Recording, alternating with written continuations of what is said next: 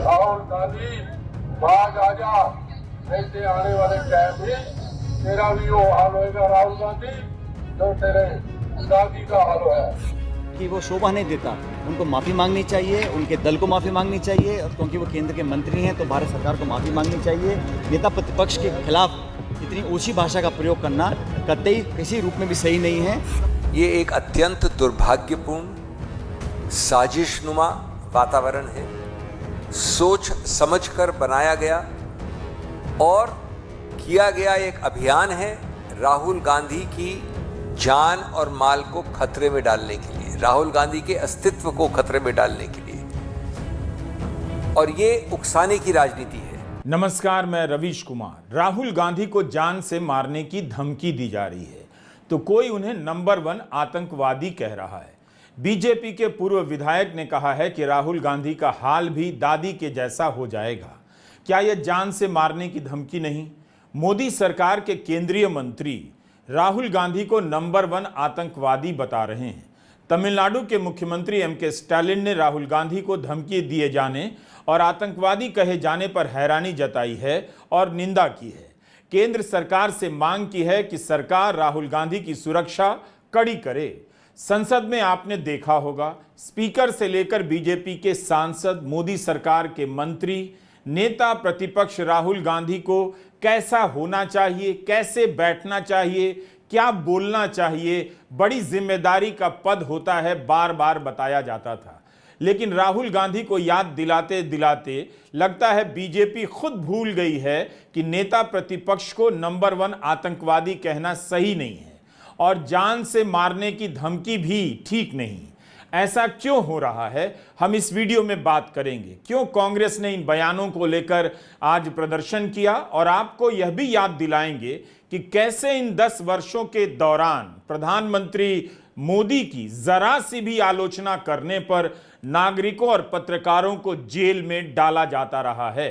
ये हैं तरविंदर सिंह मारवा, पूर्व विधायक हैं और बीजेपी के नेता हैं। इन्होंने कहा है कि राहुल गांधी बाज आजा, नहीं तो आने वाले टाइम में तेरा वही हाल होगा जो तेरी दादी का हुआ। यह आलोचना नहीं है, अपमान और अपशब्द भी नहीं है जो नेता एक दूसरे का कर दिया करते हैं। इस बयान में सीधे सीधे जान से मारने की धमकी की झलक मिलती है।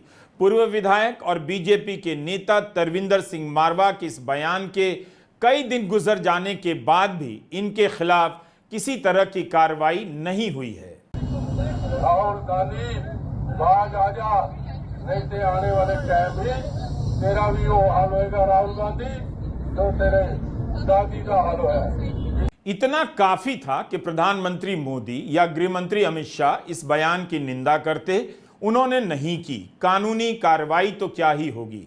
प्रधानमंत्री अक्सर अपने भाषणों में इस बात का जिक्र करते हैं कि उन्हें गालियां दी जा रही हैं और वे काम किए जा रहे हैं। 100 दिन पूरे होने पर भी उन्होंने ऐसा बयान दिया, लेकिन जब वही काम उनकी पार्टी के नेता करते हैं तब प्रधानमंत्री चुप रह जाते हैं।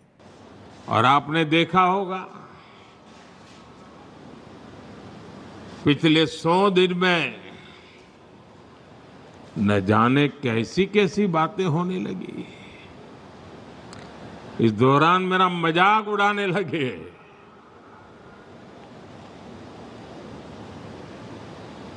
मोदी का मखौल उड़ाने लगे।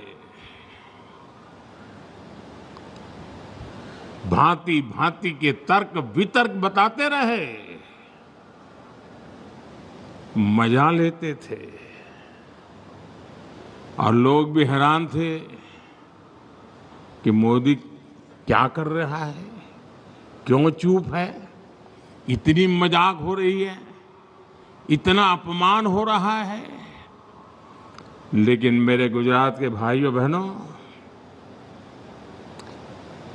ये सरदार पटेल की भूमि से पैदा हुआ बेटा है।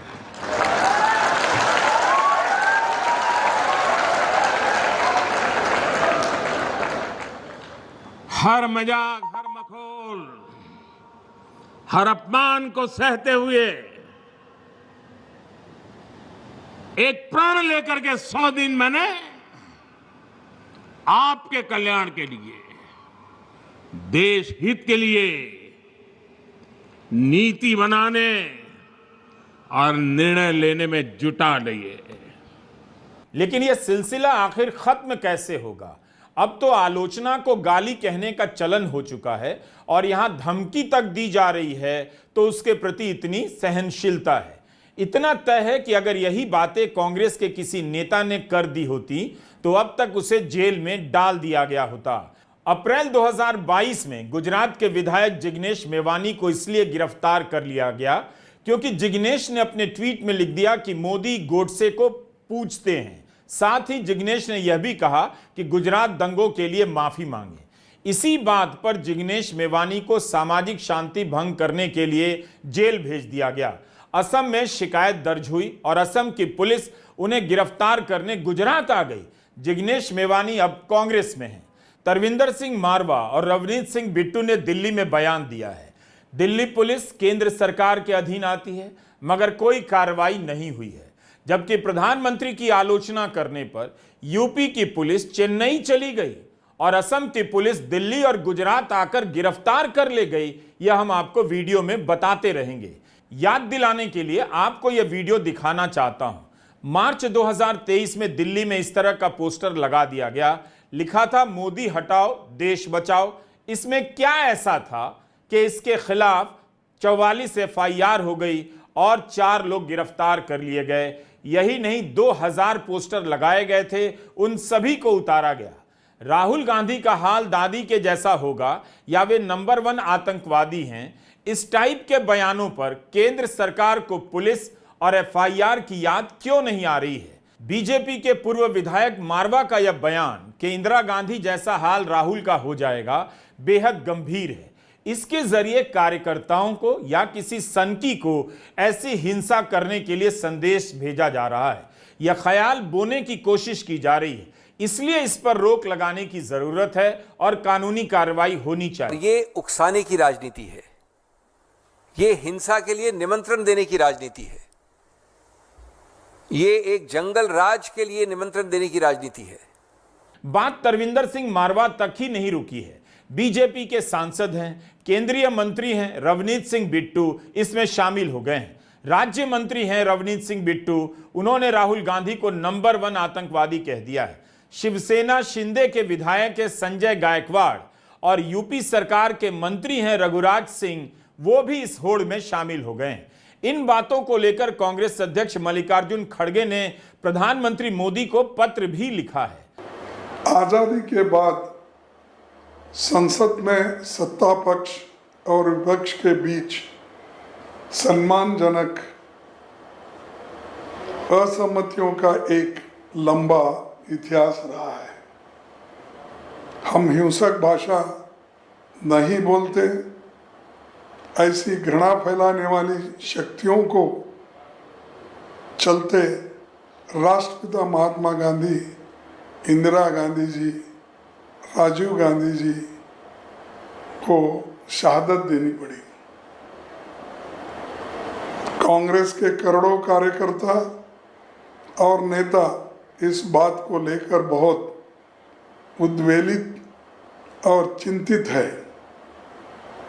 मैं उनसे अनुरोध और अपेक्षा करता हूं कि आप कृपया अपने नेताओं पर अनुशासन और मर्यादा का अंकुश लगाएं।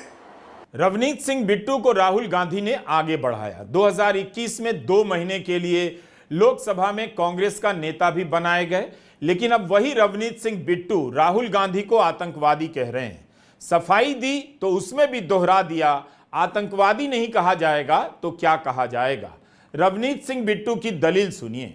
गुरपतवंत सिंह पन्नू ने राहुल गांधी के बयान का समर्थन कर दिया, तो इसके लिए राहुल गांधी को आतंकवादी कैसे कह दिया जाएगा? पन्नू अपने आप को हीरो साबित करने के लिए किसी के भी बयान का इस्तेमाल कर सकता है, लेकिन क्या इसी वजह से केंद्रीय मंत्री नेता प्रतिपक्ष राहुल गांधी को नंबर 1 आतंकवादी कहेंगे? बिट्टू भूल गए कि किसान जब दिल्ली आए तो उन्हें आतंकवादी कहा गया। किसानों ने बाकायदा पोस्टर लगाया था कि हम आतंकवादी नहीं हैं। अमेरिकी डिपार्टमेंट ऑफ जस्टिस ने एक आरोप पत्र में अदालत को यह जानकारी दी कि भारत में कार्यरत एक सरकारी अधिकारी ने एक भारतीय नागरिक को पैसे देकर पन्नू की हत्या की सुपारी दी थी। इस मामले में डिपार्टमेंट ऑफ जस्टिस ने बाकायदा आपराधिक केस दर्ज किया और एफबीआई इस मामले में जांच कर रही है। व्हाइट हाउस की ओर से कहा गया कि भारत अमेरिका के आरोपों को गंभीरता से ले रहा है। भारत की ओर से कहा गया कि हम इन आरोपों की जांच कर रहे हैं। इस प्रकरण में अमेरिका ने एक आरोपी निखिल गुप्ता को जून 2024 में चेक रिपब्लिक से गिरफ्तार किया था। रवनीत सिंह बिट्टू को यह घटना इसलिए याद दिला रहा हूं कि क्या इसके लिए वे अमेरिका को भी वही सब कह सकते हैं जो राहुल गांधी को कह रहे हैं। मैं आपको 500 रुपए देता हूँ, क्या आप अपना फेवरेट सॉन्ग गा सकती हैं? सॉरी, मैं बिल्कुल भी अच्छा नहीं गाती। असली चीज खड़गे साहब, जो राहुल गांधी ने बात कही सिखों के बारे में, वो पगड़ी नहीं बांध सकते देश में, कड़ा नहीं डाल सकते, गुरुद्वारा नहीं जा सकते, उस बात को एंडोर्स किसने किया, उस बात की शाबाश किसने दी? जो सबसे खतरनाक टेररिस्ट पन्नू ने राहुल गांधी की सपोर्ट की। मैं 2 दिन पर वेट करता रहा भी कहीं कोई कांग्रेस और कांग्रेस के खास तौर प्रेसिडेंट इस बात का खंडन करेंगे। इस बात को जो पन्नू ने राहुल गांधी जी का नाम लेके उसे सपोर्ट दी है, उस बात को क्लैरिटी करेंगे भी हम